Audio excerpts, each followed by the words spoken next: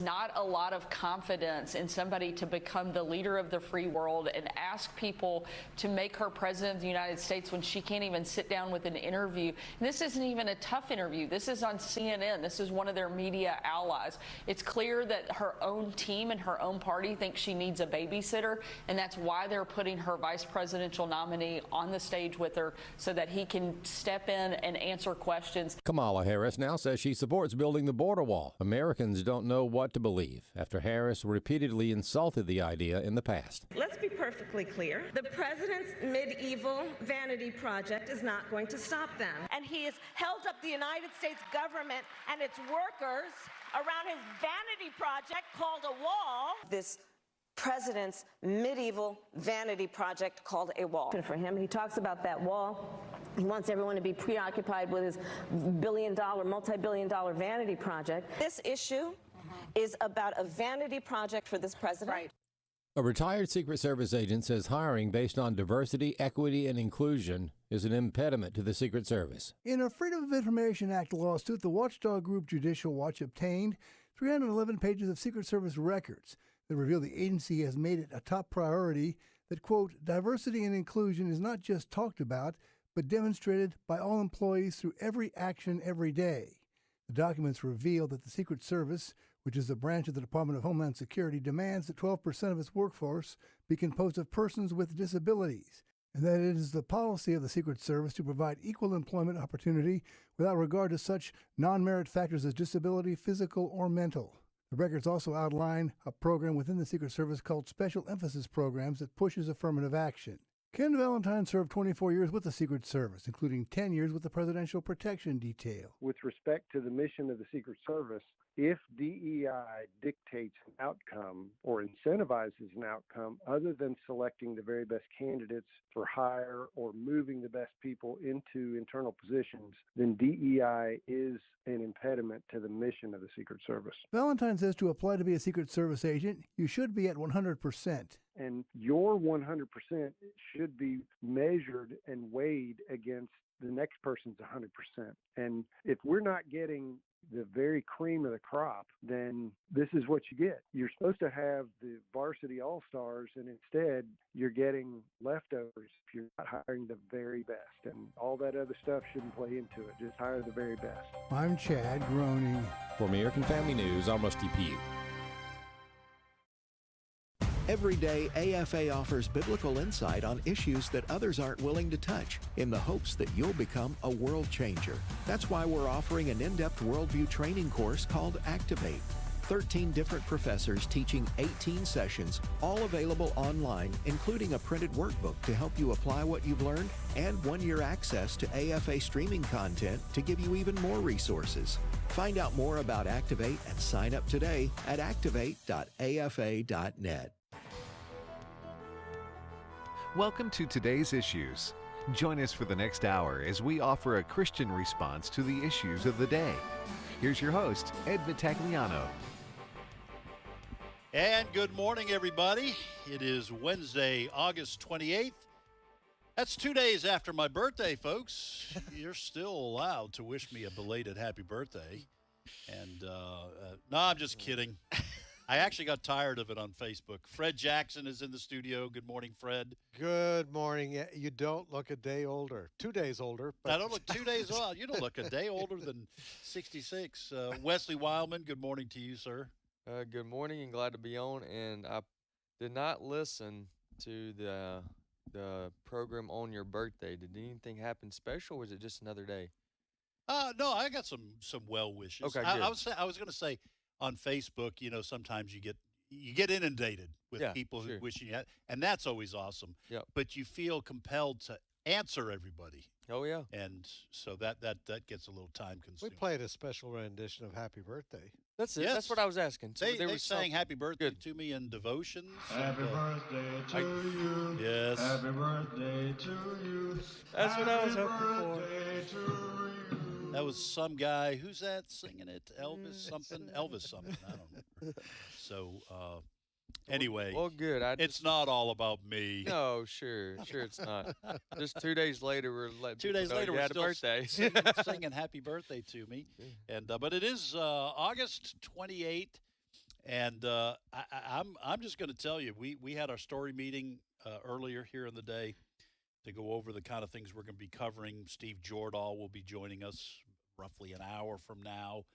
Abraham Hamilton III, General Counsel, host of the Hamilton Corner, heard on AFR, will be joining us at the bottom of the hour at 10:33 or 10:34 or so. Fred, the number of issues that are increasingly seeming almost like life and death to our republic just seem to be growing exponentially. You go, and how can that be real? How can that be happening?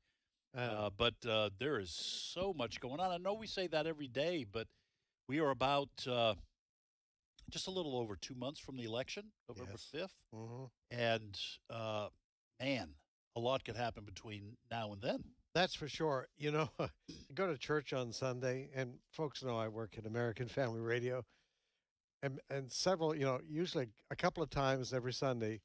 What in the world's going on, Fred? Yes, yes. What in the world is going on? And I kind of say, and gets into a discussion that's all part of spiritual warfare, as we've talked about before. Everything political is connected to where people are spiritually. Mm-hmm. Right. So don't forget that. Some people like to say, well, I don't want to deal with the news of the day. Yeah. And I'm talking about Christians. Sure. I just, I turn it all off. Well, you shouldn't do that, folks. Right. Yeah. Because what's happening in this country right now is a result of the spiritual warfare, which is at a high octane level right now. Sure. Right. So that's what's going on in your country, folks. Yeah, and it should, for those who, listen, if you think it's hard for you to listen to the news of the day, it's hard for us. Yeah. I mean, I know this is kind of our job. It is a ministry, but it affects us too, the weight of it. However, let me just encourage you, spend some time getting familiar with what's happening. I recommend listening to American Family Radio, listening to our news broadcasts, getting an update in your email box every day from American Family News, getting the Stand magazine, we have the Stand Radio, we have the Stand blog site. Get immersed a little bit, Wesley, in these kinds of things. And if you feel the weight of that, that's not a bad thing. Get on your knees and pray for our country.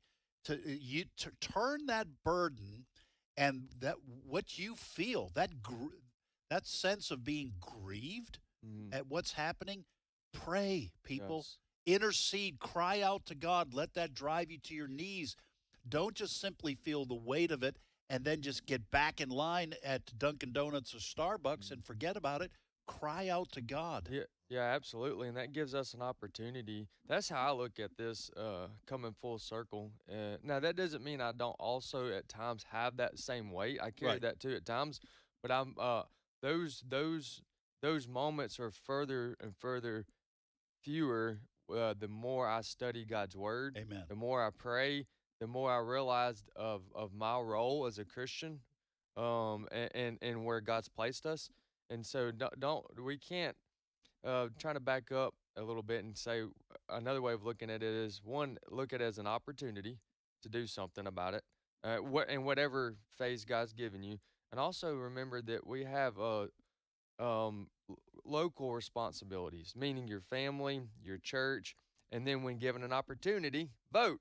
Yes. Amen. There's ways that, and keeping things in perspective. But I do really appreciate, and I do like the fact that you said that when the weight and the burden of the things going on, don't ignore that and push it off like it doesn't exist. Right. But at the same time, have a healthy dose of it in order for that to motivate you to to motivate you to pray, to give it to God, because ultimately we know the end game. We as Christians we use that all the time, a little bit in a cliche way, but it is true. At the end of the day, as a Christian, we know that our eternal hope is in Christ.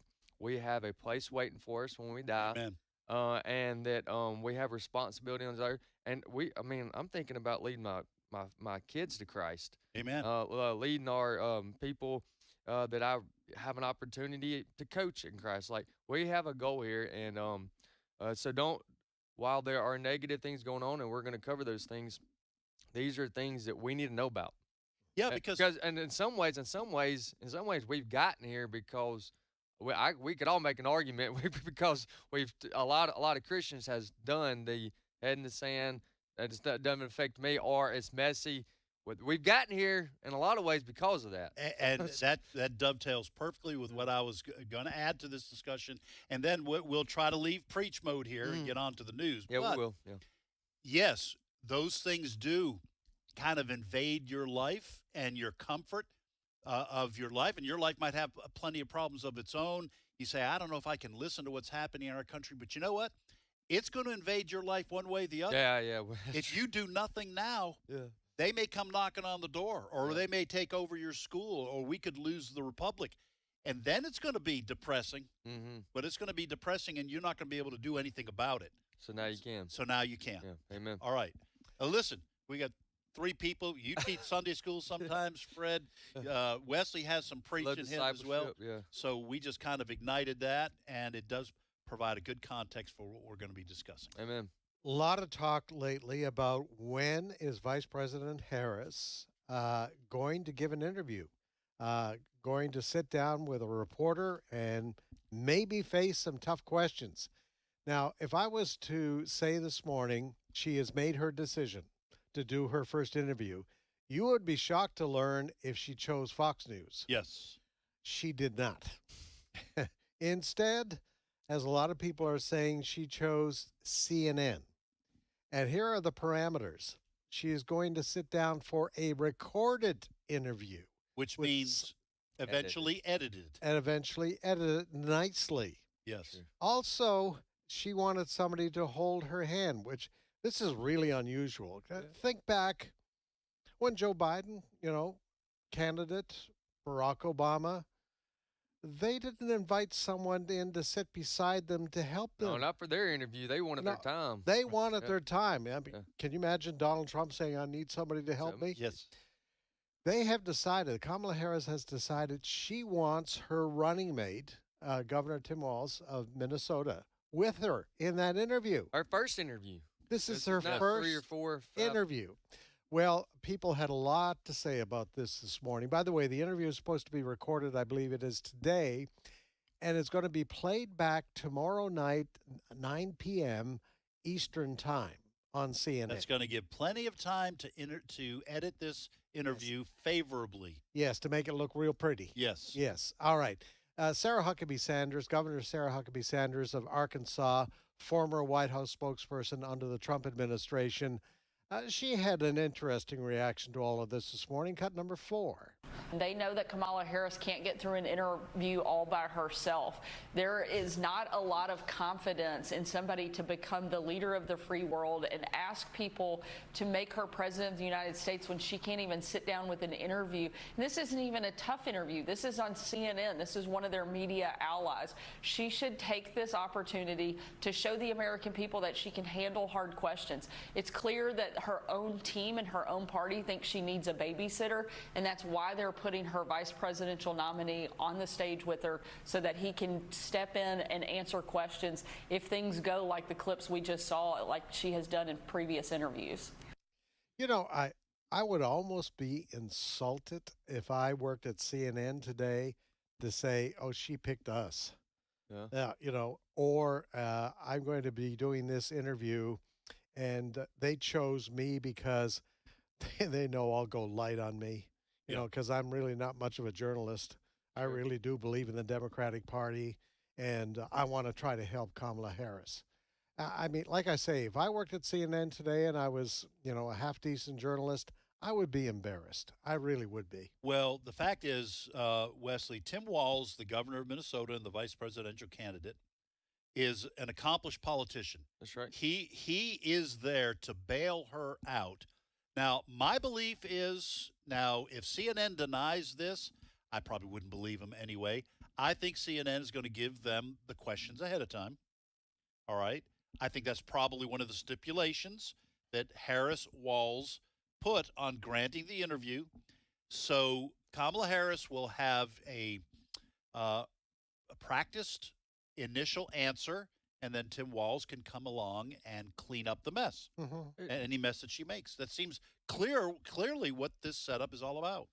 Yeah, it is a bit confusing though because that they would it it doesn't she didn't add anything by having him. In fact, she gets criticized the way Sarah Huckabee did.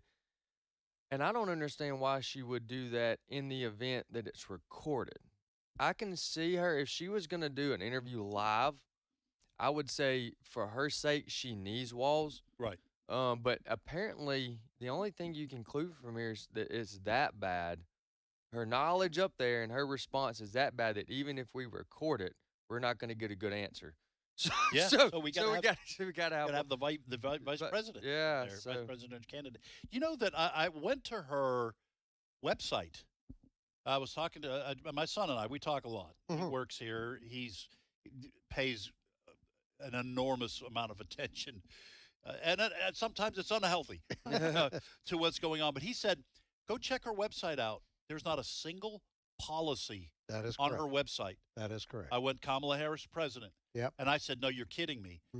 Now she touts some of the accomplishments of Biden Harris, okay, but there's not a single policy provision listed there as to what she's going to do when she becomes president. I was stunned by that. Yep.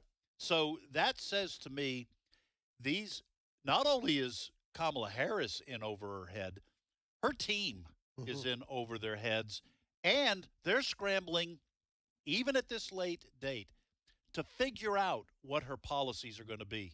That's why she's making promises that are actually things that President Trump has said he was going to do, because she doesn't know what she stands for. If she doesn't know what she stands for, how can she do an interview? Yeah, I think here's the problem, and this is why she's not putting policy statements out on her website. Because she has a record with Joe Biden the last 3.5 years on her what she wants, 67% electric vehicles within 2032 or something. Yeah, within 2032. She has flip-flopped on so much. If they put that up on their website, they're really going to disturb their left base, because their left base are the climate change radicals. Oh, so she can't flip-flop away from what she really believes. That's right. Okay, so I see. Is what she really believes plus what they think she needs to say in order to win the election. She has to come off as somewhat moderate to the American public because of what she has said about... That makes a lot of sense. Illegal immigration, what she has said about climate change, fracking, you name it. Gun buybacks. Exactly. Getting rid of private health care insurance. So her views are in line with, I see what you're saying, her actual views are in line with the left wing of her party, the radical left, but because she's having to flip-flop to appeal to the center of America, she can't put that up there because then she gets in trouble with the left. I don't know how she's going to get away with this. I'm curious to see how this plays out, because she's had, as we've all pointed out, she's had all these years to figure out that this didn't work. Like, again, I'm not opposed. I'm very open. I don't care how far left you are. If someone's willing to say I got it wrong, then I'm willing to hear you out, and then you give me an explanation on what we're going to do different. Yeah, I'm all for that. But I don't know, as we all can, I mean, it's kind of suspicious that, or not suspicious, it's kind of obvious to what's going on here, the fact that we're 3 months out and you decided that the border's an issue. Yes. Man, you've been a vice president this whole time, the last 3 years, and it's been an issue. It's no more of an issue now as it was then, so what made you change your mind? Who believes that she's promising to build the wall? Yes. Who believes this? Yeah, this is what she's saying. Axios ran a headline yesterday morning that accused Harris of a flip-flop on the border wall construction. And what it is that as part of this piece of legislation that most Republicans voted against, it was the Biden administration's attempt to try to put a positive spin on the disaster they have created on the southern border. They keep saying a bipartisan committee, with Republicans on it, suggested this. Well, the problem, you got to read the small print in that legislation, which is why most Republicans voted against it. Right. Because for instance, they wanted more border agents, but it was to do the paperwork, Right. not to protect the border. Right. But there was a line in that bill that said they would allocate so many millions of dollars to build some more border wall. Well, we know what this administration did as soon as Joe Biden was elected president, comes to the White House, and that all ends. Right. So what does Kamala Harris really think of the border wall? Well, since this Axios story broke yesterday morning. And Axios is not a conservative news outlet. Not by any stretch of the imagination. This is a montage, as we like to call it, of what Kamala Harris has said about the border wall over the last several years. Cut number 1. On the subject of transnational gangs, let's be perfectly clear. The president's medieval vanity project is not going to stop them. And he has held up the United States government and its workers around his vanity project called a wall. This president's medieval vanity project called a wall. For him, he talks about that wall. He wants everyone to be preoccupied with his multi-billion-dollar vanity project. This issue is about a vanity project for this president. Right. Gee, do you think the talking point included the words vanity project? and medieval. She got medieval in there. I believe Kamala Harris was being honest about her feelings about the wall. Yeah. Backed up by the fact, and of course she's flip-flopped on this too, Medicare for all. Yep. No person should be called an illegal individual. People are not illegal. Yeah. So we know how she really feels, and that's why the American public are saying, wait a minute now, they're scratching their heads and saying, because they're hearing all this stuff, at least Fox has been playing all of this stuff of what she said about these issues in the past, and now she's kind of saying, well, kind of things have kind of changed, and here's how I feel about these things now. I think at this point, after looking at the last 5 or 6 months and with a couple months ago, I just think at this point, the Democratic Party is literally trying everything, because everybody can look around on both parties and say the country's in terrible shape in many different ways, and they're literally trying everything. And including stealing from Trump's success. Yeah. Because the things that she's running on now that she's flip-flopped to, President Trump ran on in 2016 and won. And he's been consistent. President Trump has been consistent on all these major issues. She calls it a vanity project down there. That is what launched candidate Donald Trump into the White House. Yep. Was in that debate saying, I'm going to build a wall. And he did say Mexico was going to pay for it. And that didn't happen. But that's been his approach this whole time.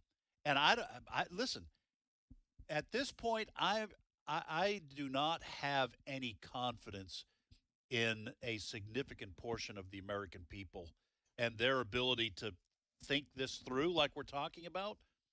But I have to hope that at some point they will come around and understand who's who in this and what's what in terms of what these two candidates have been saying all along. Yeah, I think the biggest thing, I've said this before, that you're going to get I think you're going to get a suppression of the Democratic voters to just not come out, because they've been insulted. They voted for Biden. They went out of their way to vote. They didn't get their candidate they voted for because he got booted out, and now you've got Kamala in there who polled 1% or less. Yeah, you don't think you're optimistic. I'm pessimistic on sure this. Go. You don't think that her being the first quote unquote black woman as if the Democrats would ever dare define what a woman is. Right. You don't think that's going to drive a lot of, especially young voters, to the polls? I don't think so. For her? Okay. I don't think. Hey, well, I hope you're right. I hope I'm right too. I don't think so. Now, I will say this though, and we can move on to another topic. But I didn't fact check you. It's okay. But I wanted to confirm. My wife fact checks me all the time. you and your and Tony are 100% correct. Just for more confirmation, and anybody can go look right now. I went to Kamala Harris's website for running for president, Yeah. and I've got Trump's website pulled up. Okay, Okay. both, and Kamala Harris does not have, or Vice President Kamala Harris does not have her platform, her party's platform, or her position on anything on here. Whereas Trump has, if you go to his, it says, I'm going to give you the exact words.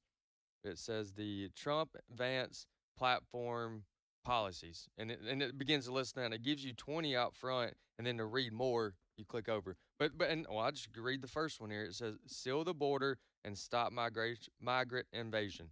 Yeah. I'm just saying, like, Yeah. it's right there. He wants to do boom, boom, boom, boom, and on President or Vice President Kamala Harris, there's nothing. Yeah. I don't know how she gets away with that. I if don't they go either. all the way up to the election. Like Well, I said, debate's coming. I think the internal debate within her operation is probably what's hindering that, because they don't have any core convictions on these issues. They're trying to figure out how to frame the issues. So I saw a headline on MSNBC. We have live feeds from some of the programs, and this was about 5 minutes ago. It says Harris campaign : Vice President does not want an electric vehicle mandate. Well, come on. Listen, maybe the most effective Trump campaign ads are going to be the one we saw this past weekend. Harris debating Harris. Yeah. Best debate of the Yes. season. Uh-huh. And just have what she has said, what she's saying now on all these issues. The biggest blessing in this election cycle is that we've had 3.5 years of Joe Biden That's right. and Kamala Yes. Harris. That's bottom They line. cannot get away from that. Mm-hmm. Basically, everything that they've said, all of their positions are all there on videotape and the audio. You just got to play them. Well, and like you said, And lived Wesley, out. Yeah, what you said, people, you have to think that a lot of people are just going to be going, I don't like our country right now. Yeah. I don't like our life. I don't like the cost at the grocery store. I don't like the out of control crime. We're going to have a story, either you, Fred, or Steve, I don't know when we'll get to it, of gangs taking over a town in Colorado Yep. because they're spilling over from a sanctuary city of Denver. Yep. I can't Who believe got here those- illegally. Yes, who got here illegally. I can't believe people are going to say, I'm good with it, and I want another 4 years of it. Right. Please, sir. All right, we're going to take a quick break, and we will be back in about 3 minutes.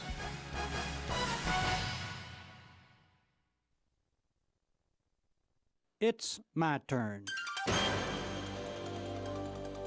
Here is your host for My Turn, Don Wildman.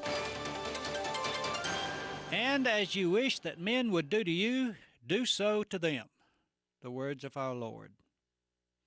Anthony Pino, age 9, came running into his home one afternoon, shouting to his mother that his 3 older brothers had fallen into a pond and needed help. It happened when one of the brothers, Reuben, jumped on a plank floating in the pond north of Walsenburg, Colorado, and paddled away from the shore. He lost balance and fell into the pond. Reuben, who was 12, called for help. 2 other brothers, Freddie, 13, and Richard, 10, both went into the pond to save Reuben. Since none of the boys could swim, Anthony ran home to get help. Mrs. Fred Pino picked up the phone to call for help. 2 people were talking on the party line. Miss Pino explained the situation to them and asked them to please hang up so that she could call for help for her boys. The other 2 people refused to hang up. They laughed and ridiculed Miss Pino. She begged them to please get off the line, that her boys were drowning. They refused to do so, continued to laugh and ridicule. Another lady in the home with Miss Pino took the receiver, spoke to the other 2 people, told them again what had happened, and asked them to please let Mrs. Pino make the phone call for help. She too was met with a similar answer. You know, reading such a story, one wonders how any 2 people could be so cruel and heartless. A mother, pleading for only the use of a phone for a few moments in order to call for help for her drowning sons, was laughed at, ridiculed, refused. The story isn't new. As much as we talk about the goodness of man, there remains always the evilness and sinfulness of man. Our Heavenly Father knows something about this type of sinfulness. While he was pleading and begging people to listen, they were intent on carrying his Son to the crucifixion site. While he attempted to be heard, they laughed and ridiculed him. Just common courtesy would have dictated that one should share a party line with one's neighbor. And certainly, knowing of one in Ms. Pino's situation, common courtesy would have said to be of all the help you can. But then not everyone cares about common courtesy. There's still selfishness and hatefulness and sinfulness in the world. For thousands of years, our Father's been trying to get us, all of us, to treat each other like our brothers. And for an equal number of years, we've been refusing. Do unto others as you would have them do unto you. Stupid, silly, out of date, childish. Some people evidently think so. At least they don't think it applies to them. I wish those people could speak with Freddie or Reuben or Richard. Unfortunately, they cannot.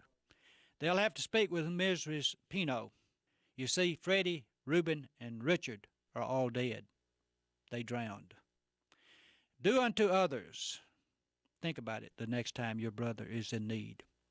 And if you fail to act on it, for your own sake, ask for forgiveness. This has been My Turn with Don Wildman, a production of the American Family Association. In him we were also chosen, having been predestined according to the plan of him who works out everything in conformity with the purpose of his will. Ephesians 1:11. American Family Radio. This is today's issues. Email your comments to comments@afr.net. Past broadcasts of today's issues are available for listening and viewing in the archive at afr.net. Now, back to more of today's issues. And welcome back, everybody. Ed Vitagliano sitting in for Tim Wildman this week.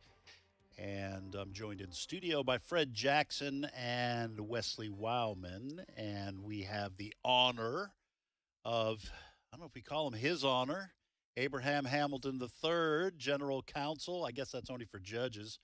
And host of the Hamilton Corner, heard weekdays at 5 p.m. Central Time. Abe, welcome back to today's issues. Thank you. Good morning. So you don't call an attorney his honor, right? Oh, that's for judges? No. Yeah. That's for judges or like Congress members. Okay. The honorable so-and-so. All right. But usually that's your title for judges. But we honor you. We honor one another. That's kind of a biblical thing. I'm honored to be honored by you. Well, thank you. And I honor you as well, reciprocally. Yes, that's right. All right, Fred. We wanted to talk to Abe about something which has somehow crept back into the news with a new twist. Well, Special Counsel Jack Smith, you equate his name with going after Donald Trump in various venues. Well, you remember a Supreme Court decision last month, a 63 decision by the United States Supreme Court that said Trump was absolutely immune from prosecution. Well, yesterday, Special Counsel Jack Smith let it be known that he is not through going after Donald Trump, and this is the January 6th cases. And basically, he has come back. Jack Smith went and got another grand jury, and he's coming back with basically the same criminal charges, but he narrows the allegations against Trump following that decision. Now, Abe, what I heard this morning is that he has removed the actions of not using a justice system as president to go after the election results. But now Jack Smith wants to focus in what Donald Trump had to say under the umbrella of campaign comments. At least that's what I'm hearing. Is that what you're hearing? Well, let me take a few steps back. First of all, the immunity decision from the Supreme Court said that the president, any president, so it's not personal to Donald John Trump. Mm-hmm. It is any president is absolutely immune from criminal prosecution for official acts that are pertinent to his office as the president of the United States. Right. The president would not enjoy absolute immunity for private acts, okay? The original indictment from Jack Smith included allegations, factual allegations, because this indictment is the same factually. It's the same crimes being alleged. The difference is he's removed a Department of Justice employee who was originally indicted from the indictment. You've removed that employee from the indictment in an effort to narrow the scope to say, hey, Supreme Court, we're talking only about unofficial activity. Well, what remains to be seen, quite simply, not even what remains to be seen, the issue that is still as pertinent now as it was when the Supreme Court ruled before is whether or not a president has the lawful authority within his function as the chief executive of the commander-in-chief of the military, of course, but chief of the federal executive branch of government to ensure that any election is constitutionally up to snuff. So that has not changed at all. It has not changed at all. And it also, in my view, brings into the fore one of the arguments that Justice Clarence Thomas made in his concurring opinion in the immunity decision that called into question the appointment of a special counsel without the formation of the office of the special counsel as affirmed by the Senate. Justice Thomas made the argument that a private citizen, in this instance Jack Smith, where does he derive the constitutional authority to indict a sitting president of the United States? And that is the same rationale that Judge Cannon, employed in Florida when she dismissed the documents case. She called into question the entire scope of Jack Smith's appointment as special counsel and the funding of the special counsel office. And that is an issue that I think this superseding indictment is going to present more fully in this second go around with the same facts and the same crime allegations. Okay, so let me see. And this is why we have you on, because I frankly did not understand this new these new reworked indictments from Jack Smith. Mm-hmm. Okay, so if I understand this correctly, excuse me. Yes, you're trying to interfere with the election. Yes. That was true. Oh, sorry. I'll let you finish. You go ahead. Yeah, you're bringing up two different issues here. One would be the issue of whether President Trump, and listen, feel free, correct me if I'm wrong, because this is cloudy for me. Let me do the easy one first. Jack Smith, if he was illegally or unconstitutionally, might be a better way of putting it, appointed as a special prosecutor, is no better than just a private citizen and bringing these charges, and he does not have the authority to do that. That may be one issue. The other issue would be, does President Trump have the right under his official acts as president to challenge the legitimacy of the election results?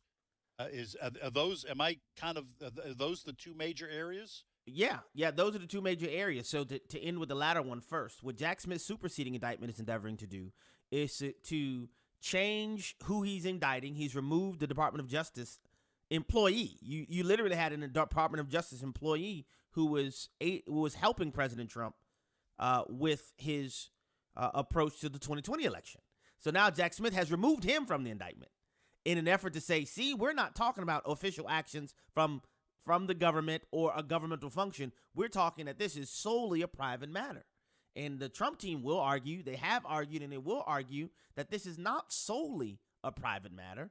This is a matter that, sure, Mr. Trump had interest in privately as a citizen, but he also has an interest as the president of the United States. Right. And so Jack Smith's team is trying to say, oh, no, this is solely a private issue. So that's one issue. The additional issue Justice Clarence Thomas presented during the immunity case deliberations, and he wrote a concurring opinion on it. He says specifically, we have an appointments clause, Article 2, Section 2 of the U.S. Constitution, that lays out the constitutional parameter for any federal appointments. And it's clear that Jack Smith's appointment did not occur through that process. So what we have here is the reality that a private American citizen has somehow been given the authority with no accountability to the American public, with no accountability to the voters, been given the authority to through our constitutional order in complete chaos, through a criminal prosecution. that belies what the founders established. And there is a process to do that if that is the prerogative, but it must be pursued constitutionally, to which Jack Smith's appointment fails to meet that standard. That's what Justice Thomas argued, and that's what Judge Cannon argued in her dismissal of the documents case in Florida. Now, Abe, if I understand this correctly, that Special Counsel Jack Smith now will go before the original judge in this case, U.S. District Judge Tanya Jutkin, is it? And so he'll make these arguments before her. How do you think that's going to go? Yeah, this superseding indictment, the first thing that everybody needs to understand, there's no way this is going to be heard before the election in November. No. There are going to be all kinds of arguments made. The Trump team is going to file a motion to dismiss, if not one, several motions to dismiss. You're going to have extensive motion practice, but it most likely will go to the same court, and these arguments will be made, and more than likely, the issue is going to be brought all the way back up to the Supreme Court again. It's going to take a long time. In my view, it seems that Jack Smith is attempting to save face, because in November, if Mr. Trump wins re-election, then the Department of Justice case will change, because the DOJ Attorney General will be replaced. You'll have entire new staff put into position. More than likely, this case will be filed into the dustbins of history. Conversely, because similar to Wesley's interjection earlier, many people believe that this really is a politically motivated prosecution. And so, depending on what happens, if Mr. Trump doesn't win in November, the public interest in this matter will fade a bit. And frankly, now I'll just say this plainly, the Supreme Court got it right in addressing presidential prerogatives with absolute immunity for official acts, no immunity for private acts, and acts under the imprimatur of the office of the president should be protected, because the founders envisioned having what Justice Thomas referred to as an energetic executive in order to discharge those duties. And so ultimately, I believe this was a face-saving effort from Jack Smith and Merrick Garland, frankly, who were trying to say, well, he's independent of me, but but he's doing what I want him to do. But if he's doing what he wanted you to do, why didn't you just bring the prosecution yourself? Merrick Garland using an attorney general, and to show the contrast for people just to be aware, in other instances where you have special counsels appointed, you have an existing attorney general who's already an U.S. attorney in a various state. You don't have a private citizen brought into the federal government to carry this thing. You would have a particular U.S. attorney that would carry it, but that did not occur in this particular instance. And so that is why Justice Thomas said what he said in the immunity decision. That's why Judge Cannon said what she said in the documents case. All right, last question, Abe, then we'll let you go. And this is, you didn't know that I was going to ask you this. What do you think the odds are of Judge, was it Juan Merchan? This is in the hush money trial. Because sentencing is coming up. Yeah. What do you think the odds are that he orders Trump sent to prison?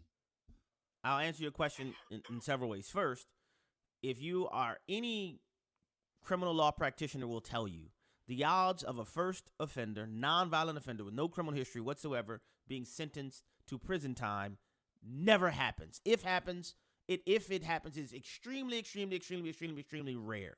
So if that were to happen, that will be evidence of nothing other than political animus being employed.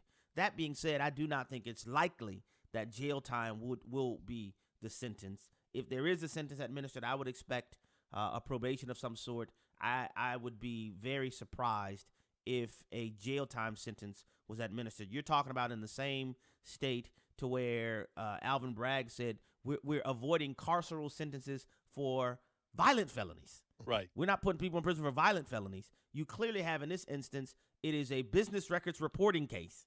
And you're talking about, well, I wonder if somebody's going to be put in prison. People don't traditionally and historically are not incarcerated for these types of violations. Or how about house arrest? How about house arrest during a campaign? He says, which again is political, right? Political interference, obvious political interference. Now, I would not put that past him, because that could be one way where Judge Marchand could satisfy the bloodthirsty politicos in New York, while at the same time maintaining history of not having carceral sentences for nonviolent offenders. Okay. All right. Abraham Hamilton III, General Counsel and host of the Hamilton Corner, heard weekdays at 5 p.m. Central Time here on American Family Radio, has been our guest. Abe, you want to tease your show tonight in terms of what you're looking at, or I got several different things I'm working through. Okay. Several different things I'm working through. I may go into more detail about this superseding indictment phenomenon. But in any event, it was an honor to be with you, gentlemen. All right. Well, it's an honor to have you on. Thank you. I'm honored to be honored by you. And we're all honored by that honor. Thank you, Abe. Appreciate it. Thank you. Abe is just he really is just a blessing to have. Working with us. Mm-hmm. As smart as the day is long. One of the smartest guys I know and have ever known. His breadth of knowledge, and the fact that he's a preacher. Yeah. He brings that biblical understanding when he does devotions here for our staff. It's a real treat. He just brings that biblical kingdom understanding to what's going on, and it is just a great benefit. And folks, I hope you tune in and listen to Abe's show. If you can't, we do have the podcast. Go to afr.net, and at the top you'll see a row of drop-down menus. You can click on podcasts and check it out. And we have, frankly, a ton of hard-hitting news sources, plenty of encouragement on those podcasts. You can listen all your free time. When you're driving somewhere, you can be getting informed and encouraged at the same time. So check that out on afr.net. All right, Fred, what's next? Well, off the top of the show, we talked about the news this morning that the Kamala Harris campaign has agreed to do their first interview with CNN. Right. Everybody's been wondering, okay, she's been promising this interview, but we also reported that it's going to be a recorded interview to be played back tomorrow night at 9 o'clock, I think it is. And then also she's going to have her running mate, Tim Walz, with her, which a lot of people are scratching their head about. Why would they do that? Well, so that's one big event. The next big event for the Harris campaign is going to be the debate, which is occurring a week from this coming Tuesday. Now, there's been a lot of talk about, is it going to be the same way as the Trump-Biden debate, the same rules? In other words, mics were muted when one of the candidates was talking, and it went back and forth, and we know how that debate went. It sunk the Biden campaign. It did. Yeah. It was historic. Yeah. In the way of ending a campaign by one of the candidates. So what we're hearing right now I'm seeing on BBC News that there's an agreement reached for the September 10 debate because there's been a lot of talk about the Harris campaign wanting the mics to be unmuted. In other words, they could stab back and forth, and there was a lot of talk about that. And also there was some talk about the Harris campaign wanted her to be able to have notes in front of her. So apparently there's been some kind of agreement. We'll wait and see to get the details on that. I think Trump basically said, bring it on, whatever you want to do. I'm going to be fine with that. Initially, he had restricted it to whatever the setup was, whatever the rules were for the Biden debate. I'm cool with that.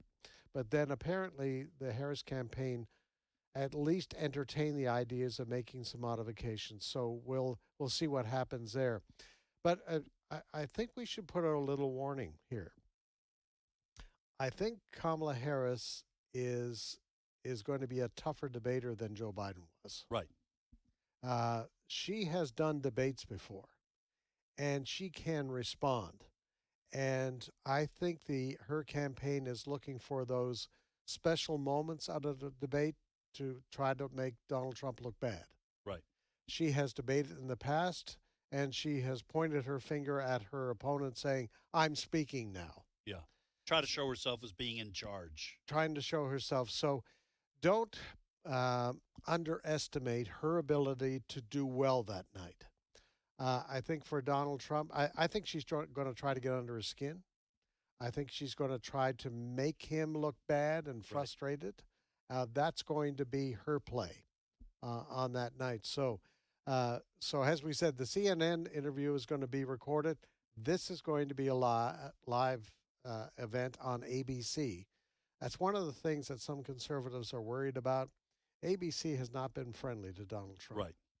And so I'm not sure who the cast of questioners are going to be on that debate, but it could. Don't expect the same kind of result as we did with the Biden debate. This is going to be different. Yeah, Wesley. I'm reading here. I'm trying to figure out what the agreements are. That's the reason. Yeah, we are looking to see if there's. If I checked too while you were talking, I'm not Fred. seeing a list I was trying to see if there's anything breaking about what they had agreed upon. I don't know if that. I haven't found anything. Not yet. So to Fred's point, excuse me, Wesley, Vice President Harris may be able to. I don't know how what the format's going to be. Is it they ask a question, you have 2 minutes to answer, you have 60 seconds to answer. Vice President Harris is fully capable of memorizing some sort of a response. Sure.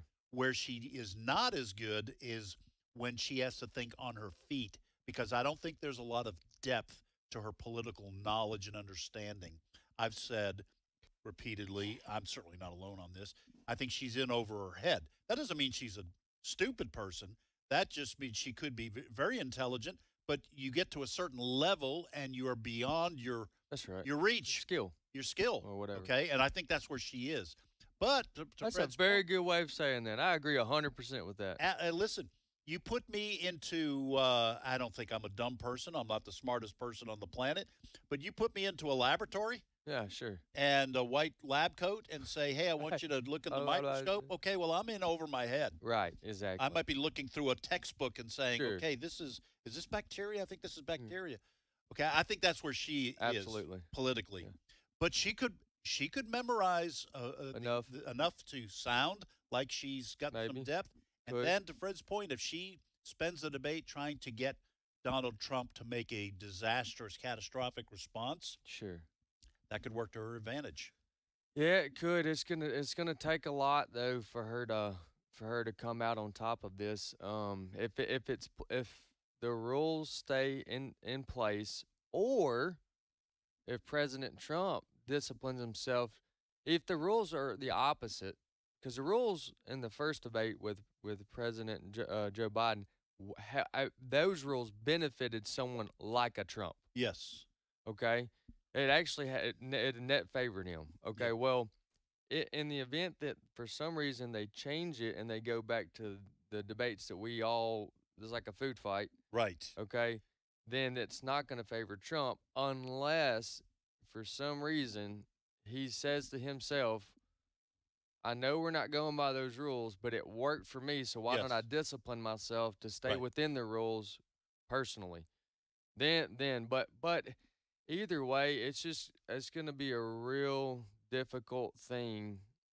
He would have to really mess it up. That he meaning President Trump to lose this debate. If he does what he did before and he stays on the message, even with I don't mind personally, this is my personal preference, I don't mind an occasional snarky comment or something. Here's what I mean by that. So I didn't mind at all when he said, President Joe Biden, yeah, you beat healthcare, you beat it to death. Yes, okay, right. I don't mind that. And that was a good shot. It's a good shot. Those types of things, I don't mind that. I don't even mind if he goes a little further than that sometimes, me personally. However, I hear what you're saying. Remember, and she's gonna have to strategize because on paper she doesn't win this. It doesn't look good. In fact, there's a reason why they keep going back and forth. Right. Because you think they're nervous. They're nervous, absolutely. So I don't know. We'll see, but I don't think she has much of a chance here. Yeah. In any case, we'll find out in pretty short order. We come back from Labor Day weekend on Tuesday, and that's 1 week out. Yes. So it's a week from this coming Tuesday is the first, maybe the only presidential debate. Now, we will probably have at least one vice presidential debate, but that hasn't been set up either. No. And we're running out of time. Right. That's right.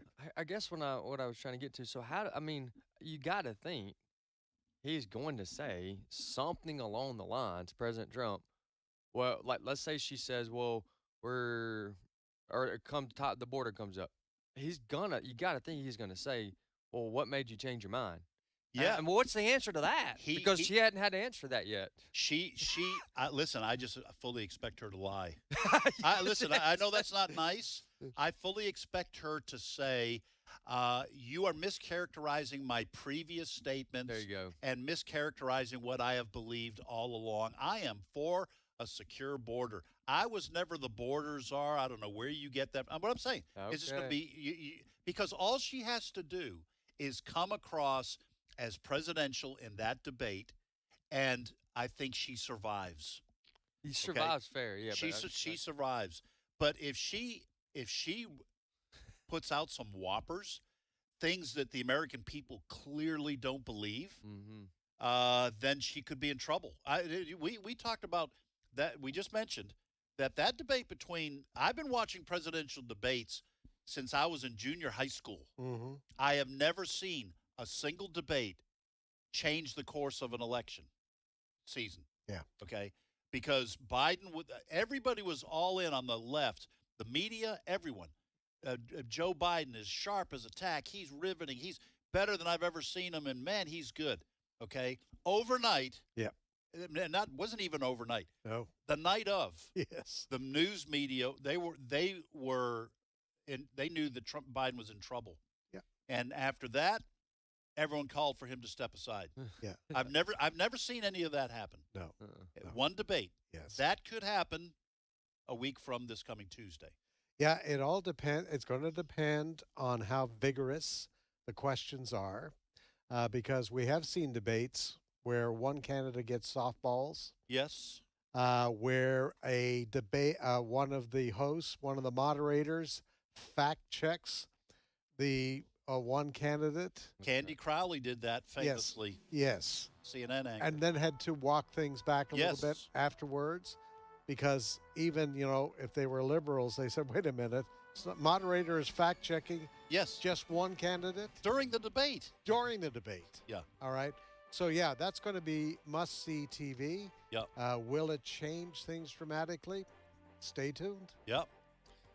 Well, a lot of times I've always compared election season before a presidential election to a really good pennant race in baseball, and that's what we have, folks.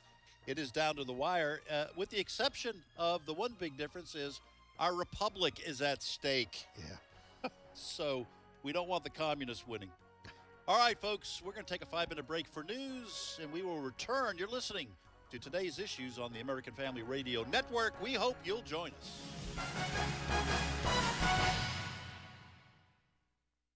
The views and opinions expressed in this broadcast may not necessarily reflect those of the American Family Association or American Family Radio. Faith, family, freedom. American Family Radio. Peter Rosenberger, author of the book A Minute for Caregivers, When Every Day Feels Like Monday. I've been a caregiver for nearly 40 years, and I know how important it is to encourage a family caregiver. I also understand that caregivers don't have a lot of time, and each chapter of my book can be read in a minute. It's encouragement, support, and each chapter will point you to safety. Oh, by the way, they're all written in fluent caregiver. A Minute for Caregivers is available at resources.afa.net. This is American Family Radio, a listener-supported ministry of the American Family Association. American Family News, I'm Rusty Pugh.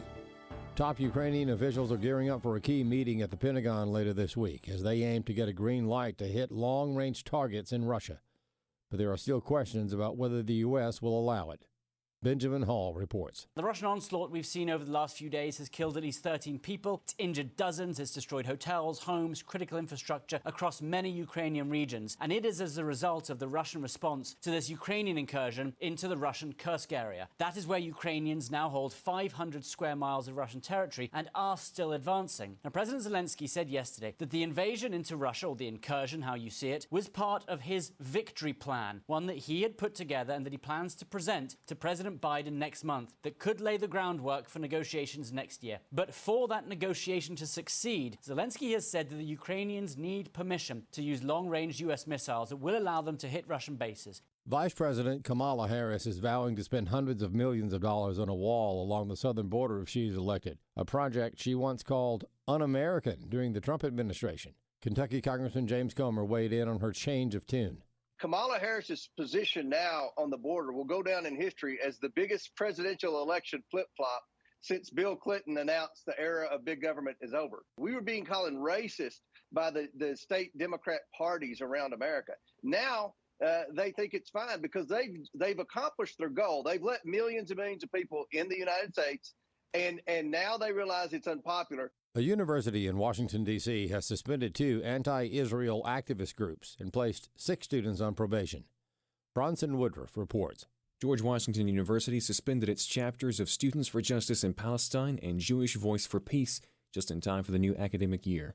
This is reportedly in an effort to prevent more campus protests like we saw before the summer months. Sources including the Daily Caller detail how the 2 groups used a projector to shine images of words on the side of the Gelman Library building, with messages including "Glory to our martyrs," "Free Palestine from the river to the sea," and President Granberg is complicit in genocide in Gaza. The groups being suspended means the university won't give them money or official recognition. Dr. Zachary Marshall, executive editor for Campus Reform, tells AFN he thinks this is a good thing. However, it has the potential of being only a half measure, and that's because banning a student group doesn't prohibit the students from physically meeting and organizing, even without authorization from or recognition from the university. And as we're seeing, the National SJP is supporting its chapters with outside funding. He said there are still a lot of loopholes for students to continue what they were doing last spring. There's a difference between expressing a political opinion that might be controversial or a minority opinion and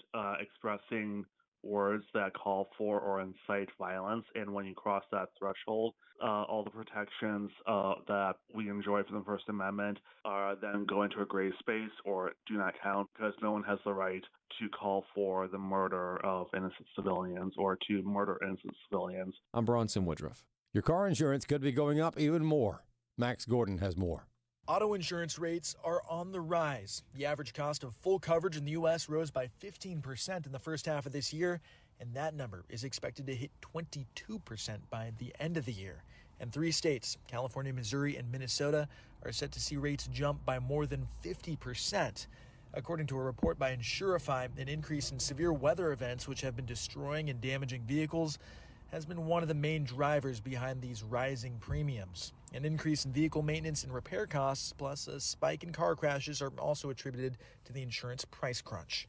In Los Angeles, Max Gordon, Fox Business. Special Counsel Jack Smith has filed another indictment against former President Donald Trump. Wisconsin Republican Congressman Tom Tiffany says this is part of a larger effort to try to derail the former president's candidacy. They are trying to deny someone their ability to run for president without interference by the party that is in power at this point. More news available online at afn.net and download the AFN mobile app for your Apple or Android device. I'm Rusty Pugh. There's a valid reason why more and more people are becoming disillusioned with the mainstream media. It's the same reason more and more people are turning to American Family News. They're tired of all the fluff and propaganda, and they're looking for a news source they can trust. Whether it's politics, world events, or events here at home, you know it's accurate news on current events from an evangelical Christian perspective. American Family News, on the air and on demand at afn.net. Today's Issues continues on AFR with your host, Ed Vitagliano. And welcome back to Today's Issues. Ed Vitagliano sitting in for Tim Wildman today. I'm joined in studio by Wesley Wildman and now Steve Paisley-Jordan. Hey! Joins us. Good morning. How y'all doing, everybody? / afternoon for those listening in the Eastern time zone. What is this? A Crayola shirt? I don't know what you call this shirt, but I did have have shirt. I like that. But I did have a dream Colorful. last night that 4 bales of hay bowed down to mine. Your 4 bales. So I'm just saying, I don't know what that means. Okay, Joseph. By the way, Christian watercolors. it's watercolors. That's good too. All right, Steve. We've Steve and his 4 cups of coffee. Do you drink coffee, Steve? I do not. Okay. Well, you definitely have had your caffeine this well, no, I probably consume way more 5-hour energy than I should. Oh, okay. that makes sense. Yeah. Okay. That's even jacked up more than coffee, isn't it? Oh yeah. I guess it's vitamins and everything, but yeah, they say it's not good for you. But here's the thing. I don't know if you guys have this, but I have to get up. I have to be here at 7 in the morning, and I have an hour drive to get here. So my alarm goes off at 5 in the morning. Yeah. For me, I'm not really a morning guy, so that's hard. Sure. Now, my Most wife people aren't. is a night girl, a night person. Yeah. It's not unusual at all that it's 1 o'clock in the morning before she winds down enough to go to sleep, and she's usually in bed doing her work or Facebook or whatever, and we're talking, and so I don't get to sleep until 1 or 2 in the morning. So I kind of have to do something because you I'm would getting if that's very the little case. sleep. Yes. Yeah, you would. That's the case. Well, that's your problem. That's oh wait, sorry. We're not, sorry. Yeah, I don't know what to tell you. I spent many years in the pastorate. If you came to me with that issue, I would say I don't know what to tell you to do. You got to have sleep. Okay. And I will say this: it's not a spiritual problem. I don't think I bring it to my pastor. It's a marital problem. No. She's keeping you up, and you need to get some sleep. All right, now the pastor part of me is saying, now I'm saying, hey, okay, listen, I will say this. In terms of making these adjustments to our lives when people tell you that's not good for you, that's not good for you. Today was bacon day. Oh. All right, which means like once a week, my wife will make bacon and send it with my eggs in the morning and a little tortilla. That's what I have. And I have to eat that like after I get here because if I eat it at 6 in the morning or 6:30, by the time the show's on, my stomach's growling and it's loud. Brent Creeley has heard my stomach on the air before. So bacon day, I go, you know what? I know this is probably not good for me, but I'm eating the bacon. It's bacon It's day! bacon. So, anyway. 64. You made it to 64. 66. 66. Yeah. You made it to 66, so obviously it's not keeping you back that much. No, I hope not. Yeah. Anyway. All right. Let's get to the news. All right. The headwinds against which Donald Trump has to push when he's trying to get elected continue to grow. So, the deal that was made when RFK Jr. decided to drop out of the race and endorse Trump. He said he was going to be keeping his name on the ballot in all those states that are deep red or deep blue, where his being on the ballot is not going to make a big difference. He wants to know how many people vote for him. He's going to keep his name on those ballots. But in swing states, important states like Michigan, Wisconsin, Pennsylvania, and everything, he wants to take his name off because he's going to be taking votes away from Donald Trump. Right. Mm-hmm. Well, the secretaries of state in Michigan and Wisconsin have decided that they're not going to allow his RFK Jr.'s name to be taken off the ballot. Yeah, see, that's a problem. If a person doesn't want to be on a ballot, you take them off. You don't force somebody to run for president if they don't want to. And we're first of all, we're far enough out from the election where that should not be a problem. Second of all, and I don't want to step on any. You're going to talk about Cornel West? Well, go ahead. The same Secretary of State, in the same week, was desperately trying to get Cornel West off of the Michigan ballot because he would take away votes from Kamala Harris. Yes, that's what I was going to say. So if you can take Cornel West, now Cornel West is a true socialist, and the court or whoever said that they cannot take his name off. Oh, they did. Said they cannot take Cornel West off. Yeah, but she's appealing that. But that's because Cornel West wants to be on the ballot. He's still running for president. Right. Yeah. Right. Now, so here's the headwinds he's running against. Ballot access. In other words, the having people on the ballot that are going to take his votes away from him, and other states trying to keep him off the ballot. Right. A compliant media. We've talked tons about how the media is all in bed for the Democrats, and they will lie or hide or cheat or steal or do whatever. And this CNN interview is the prime example. Democrat lawfare, of course, you've seen all of these new indictments by Jack Smith. That happened recently, but all of those cases are just ridiculous and obviously made just to put political pressure on him. Then we have the weaponization of the DOJ. The FBI, remember that? Right. That has been there. The intelligence branches. The compliance of big social all the Yes. censorship and thing from Big Social now. That's Yeah, also Mark going on. Zuckerberg forcefully admitted, we covered that yesterday, that he helped out. All of the election laws that are still in the books from COVID, the early voting, which helps Democrats and hurts Republicans. And then maybe it's not as big a headwind, but it is, I think, a little bit. We have all these rogue evangelicals who are trying to say that evangelicals can vote for Evangelicals for Harris. For Harris. I don't even think they're rogue. I think Russell they're Moore, just, David French, and those guys. Yeah, they're just all in. So, yeah, I mean, listen. it's hard to run for president, but they hate the man so much they will do anything to stop him. And yesterday we even wondered about the fact of whether the assassination attempt was up there.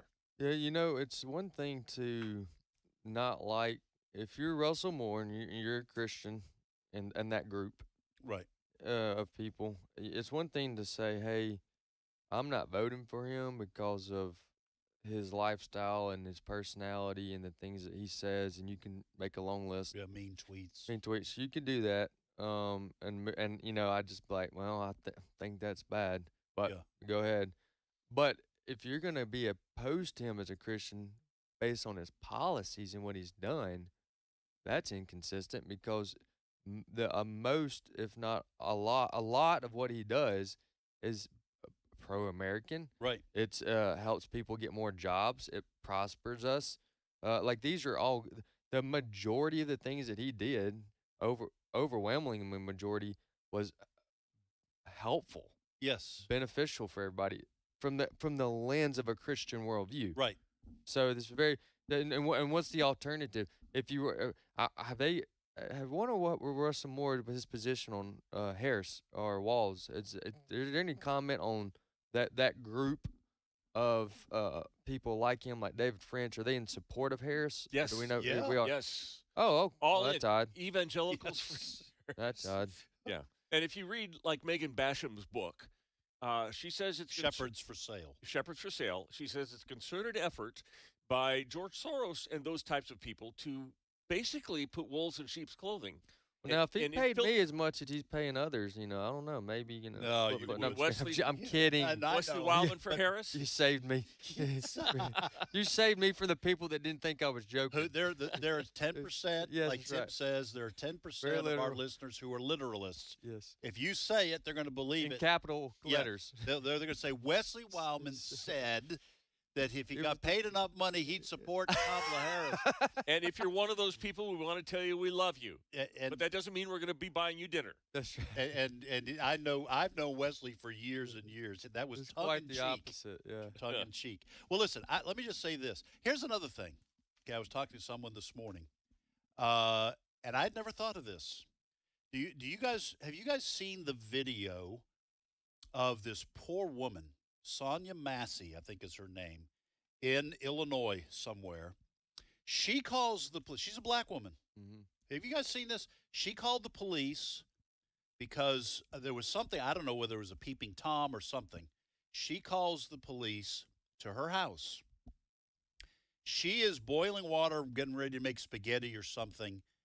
Anyway, the police are in her house, white cops, and she says something about Jesus, and this one cop appears to lose his mind. Have you seen this? She had the boiling water. She was going to pour it in the sink. He said, drop the boiling water. She said, what? I'm not doing anything. He shoots her and kills her. I've seen the video of this. Yeah. It's horrifying. Okay. White cop shoots a black woman in Illinois. No riots. No riots in 2024. George Floyd in 2020, while Trump is still president. The country burns. Okay. So I want to know why there were no riots. This got plenty of play for like 3 days in the media. Right. What happened to this black woman? Not a peep out of Black Lives Matter, Antifa. No riots anywhere. Nobody looting. No peaceful protests. No peaceful protests. And I'm thinking, well, why? Well, it's because Joe Biden's president. Yeah. And in 2020, we want to give the impression that the country is critically racist. That's right.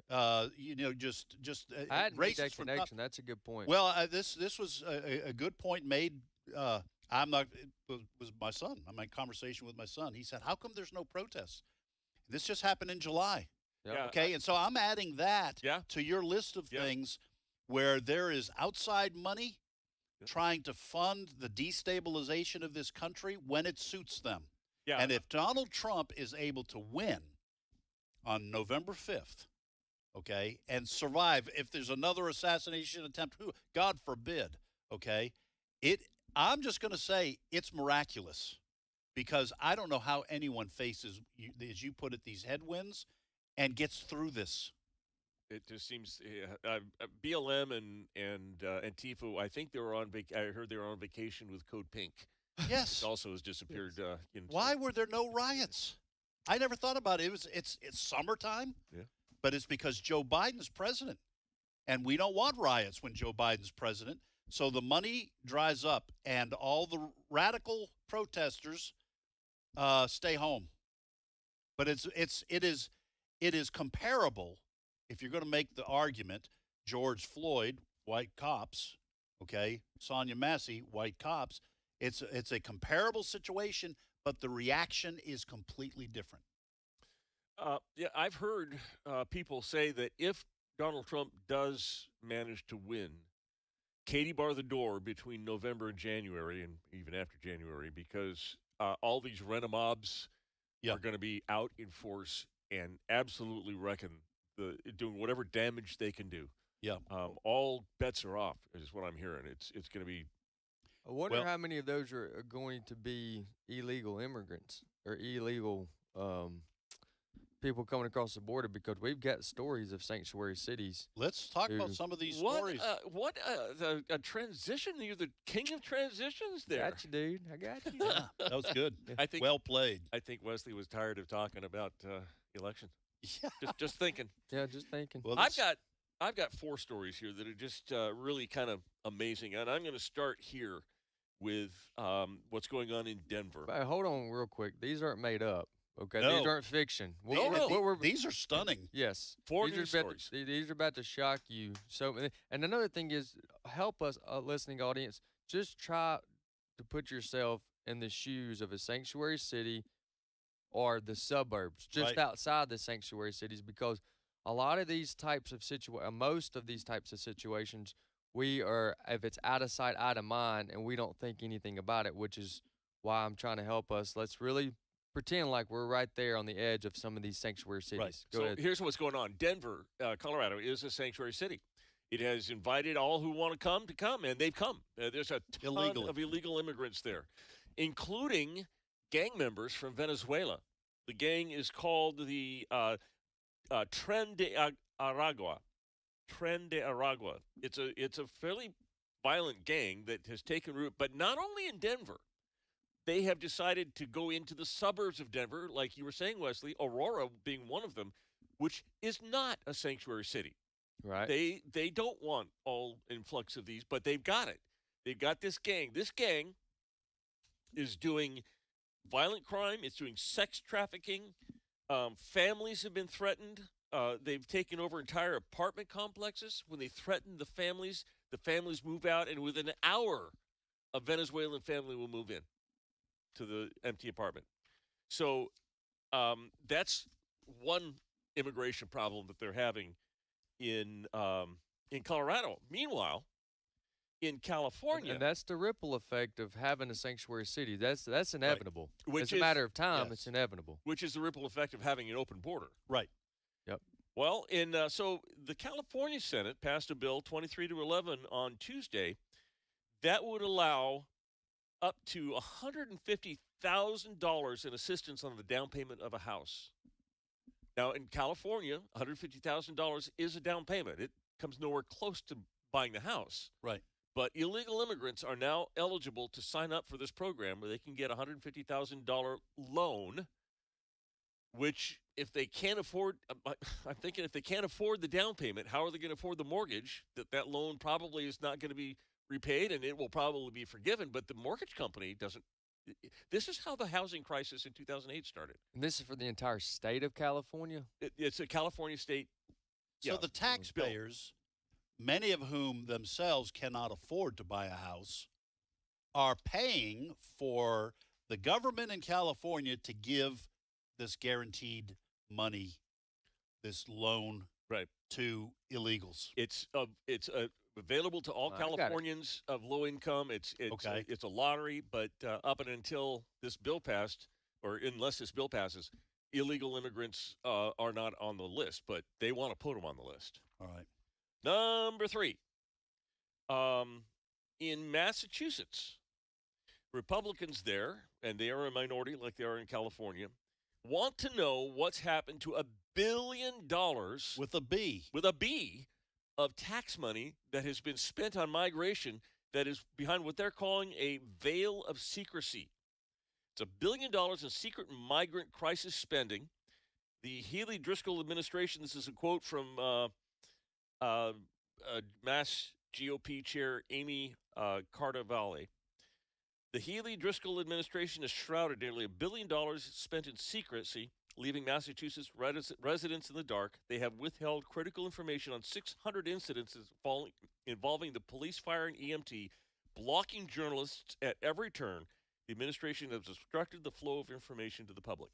That's so bad that the Republican Party has had to file FOIA requests to legally compel the government to give information that should have been readily available, that the media should have been asking for, that the public in Massachusetts has a right to know. Yep. Okay, and that is a state which in which the Democratic Party has a supermajority. Yeah. Okay, so there's no hope of Republicans ever making any changes in that state while the Democrats hold a supermajority. So we've heard about the ravages of immigration in Colorado, in Mississippi, in Massachusetts, and in California. Yes. Okay, federally, the Biden administration, the Biden-Harris administration, is about to restart a program of amnesty, of asylum for certain people that was accused of being being riddled with mass fraud. So what was happening was they had this program where you could get immigrants from Cuba, Haiti, Nicaragua, and Venezuela could apply for legal entry and temporary work authorization in the United States without going through all of the details, right? They just come on in because I guess these are no hoops to jump through. Yeah, these are countries that are oppressed and everything. Yeah. Well, look, they have about 101,000 applicants to this program, but every one of them is supposed to have a sponsor. There's someone that can say that, okay, if they come in, we'll make sure that they can pay their way and everything. Yeah. 101,000 applicants. The claims of sponsorship were filed by 3,200 people. Serial sponsors, basically. All right, now I'm a little following you. confused here. Yeah. All right, so let me read this. An internal DHS report reviewed by NBC News found that almost 101,000 applications to sponsor migrants from Cuba, Haiti, Nicaragua, and Venezuela and Ukraine were filed by 3,218 so-called serial sponsors. Okay, so there should have been 101,000 sponsors for 101,000 people coming in. Instead, 3,200 people sponsored, basically sponsored. Give me a name, I'll write my name apiece. down. Give me a name, I'll write my name down. But this is okay. According to the Biden administration, we got to get these people in. By the way, Venezuelans on that list. What were we having a problem in Denver with? Venezuelan gangs.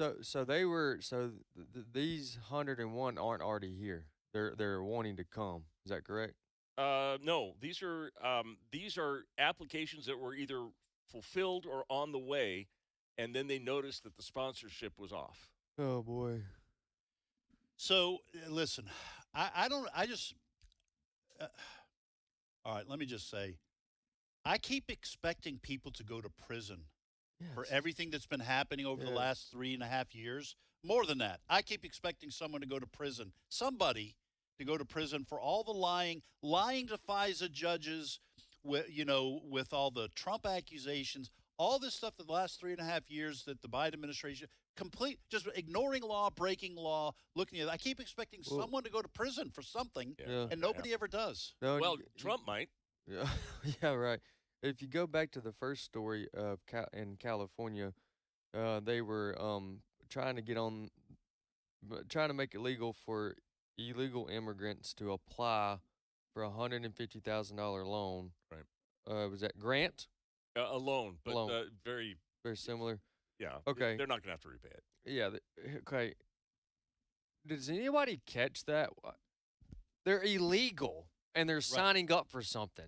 Yes. That means we know. But that's because it's a sanctuary state. But in California, they're signing up for welfare. They're signing up for driver's licenses. They're signing up for all kinds of services. I guess what I'm saying is we've come so far that we move, not us here, and that not those that think or the way we think about how immigration should work, but the others. You're admitting they're illegal, right? When you when you make the rule, so that would mean this is simple: send them back. Yeah, but they're not. But they won't do that because Right. they're sanctuary states and sanctuary cities, and they're not cooperating with the federal government, who doesn't want to deport them anyway. Okay, listen, I need to get to this story. I want to get we end with some good news. Can we do that? Let's do it. I don't believe you can, but yeah. Well, let's see. Okay. We're going. Something's happening at Ohio State University, and it's led by the football team, This the is Buckeye good. football team of all things. Let's listen. This is a TikTok video that someone's describing. Cut 8. These Ohio State football players just did something on campus that I have never seen before. A free event put on by some of the Buckeyes' biggest stars collected thousands from the Ohio State community and grew even more throughout the night. It was all about sharing their faith in Jesus, which started with everybody coming together to worship, and the energy was amazing. Each of the players went up to share their stories of how their relationship with Jesus has changed their lives and how much God loves each and every person in the crowd. Courageous attendees took a leap of faith to come up front and pray a prayer to accept Jesus as their Lord and Savior, and it only gets better. Late into the night, with everyone taking notice, person after person made the decision to get baptized, which is a public profession of their faith, and lives are going to be changed forever. Man, God is working on college campuses. I hear this once or twice a month at different schools. Yeah, and this kind of started. Asbury College was the first in Kentucky. Was the first one I heard about. This was last summer. Of this kind of go around. This kind of go. But this has been continuing. It lasted a month or so. Yes, and listen, our young people are the future, and I just thank God that He has not forgotten them. And this is good news. And there were hundreds of young people baptized, that were taking part in this at Ohio State. I didn't see the crowd. Was it hundreds, thousands? A lot. The huge crowd. Huge crowd. So, folks, God doesn't get on CNN very often. That's right. Okay, so and if He did, He wouldn't have to have the Holy Spirit sitting next to Him. Remember that God is working behind the scenes. Just because CNN and MSNBC don't pay any attention doesn't mean it isn't happening. That's right. So, hey, listen. That's all the time we have for 1,000 people. We're at the 1,000 people and on students, Ohio State. 1,000 students. 1,000 students. So, folks, things are happening. Hey, listen, that's all the time we have to discuss it. Steve, you came through. That was a good news story. Thank you. Thank you for listening to today's issues. More great programming directly ahead on American Family Radio. We hope you'll tune in. AFR.net. Check out that podcast drop-down menu. Lots of great stuff there.